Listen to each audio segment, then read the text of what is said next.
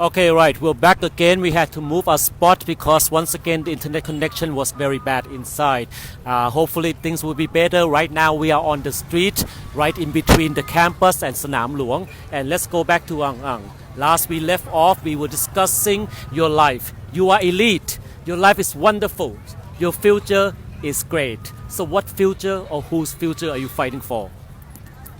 I think it's not just about for those out there who might be in a more privileged kind of society. It's not just about fighting for our future, because obviously we don't have that much to lose. But it's about waking up, and looking around you. It's not about caring just about yourself, but others. It's about knowing that your choices in the future, because of course many of my friends have parents that are very wealthy, that own large corporations, that influence the Thailand's economy, Thailand's GDP. And if we open our eyes and start to give a crap about these things, it's not just our future, but it's the future of everyone else, of the working class, of the lower income classes. And it's very important to know that no matter how privileged you are, how elite you are, you have the power to change that. And we have to burst out this bubble of privilege, of not giving a crap, of thinking that, this doesn't affect us, because although it may not affect you directly, it affects the lives of so many more people. It affects lives of 1,000, 10,000 of other Thais who are in the working class or low income class. And just you coming out to speak about it, or voting in the next 10 years when you're 18 can impact so much, have much more impact than you think. Okay, now repeat once again. I am your parents' generation. I am old enough to be your father, and I can tell you right now, the people from my generation is all about making money. It's all about the career success. That's your measurement in life. And a lot of my friends, they are captains of industries, and managing directors, CEOs, vice presidents, so on and so forth. Some of them do care about what's going on. Many of them do support the pro-democracy protest, but almost all of them would say the same thing. They don't want to step out. They don't want to step up because they have so much at stake. They have families, they have million or billion baht business to run, they have employees, they have wife, they have children, they have this and that. They have roots in this society. So what can they do? What can they do in order to step out of that shell and be a part of change? I think a lot of people, and I have seen, I agree that a lot of people who are, although may have are in the privileged class, they do care. A lot of my friends say that they care about what is happening in Thailand, but they're afraid to speak out. They're in the silence, I think. But what I'm saying is that if there is fear, then there is no true democracy. If you're here to say that, I think there is already democracy in Thailand, but I want a bit more freedom of speech and things like that. But then if you're still afraid to speak out, then there will never be a day that we can have true democracy. And it's the fear itself. I say that it's understandable. There's a lot at stake for many people.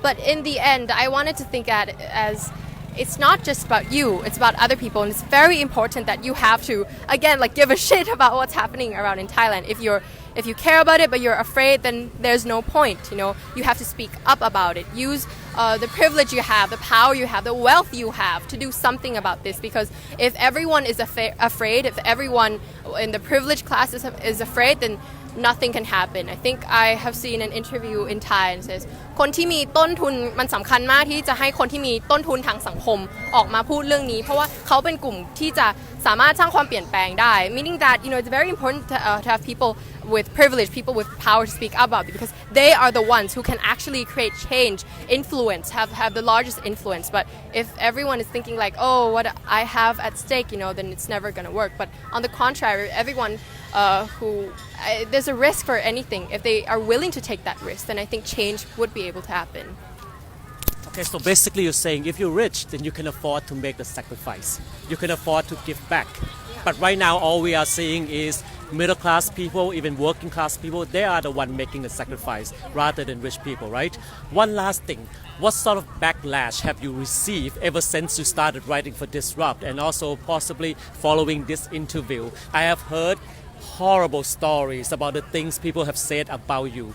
You betray your class, you betray your peers. What kind of an elite are you? What kind of an ungrateful child are you? Can you talk about that a little bit?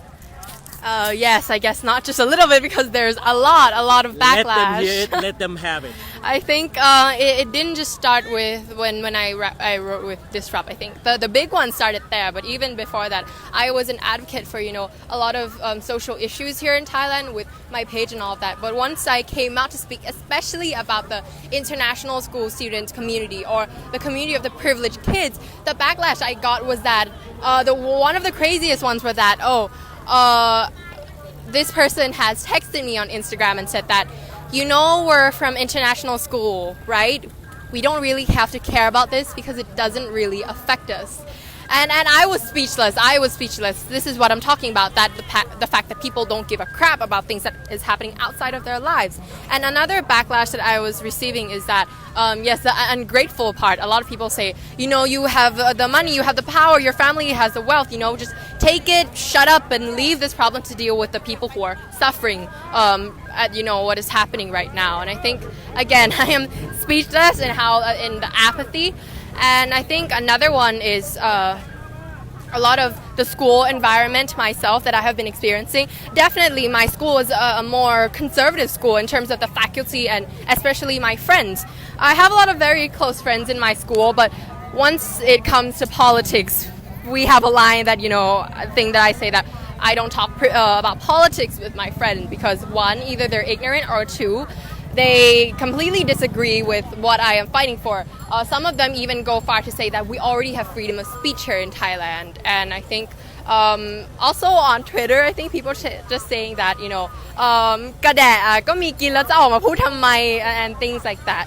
And another girl texted me and said that, we're actually not privileged because I don't own a Gucci bag. And I'm just like, so that's your measurement of privilege, brand names, which I completely disagree with, but a lot of not just like horrendous things being said at me, but a lot of crazy things too, which kind of reflected to why I'm speaking about this, why I decided to write more about it. But I guess to some or to many friends that are still at my school or to the teachers still at my school, they still don't agree with what I am fighting with, and I've been constantly still getting a lot of backlash. But I guess, if there's people who are going to support me, there's definitely people who are going to hate me, so I guess.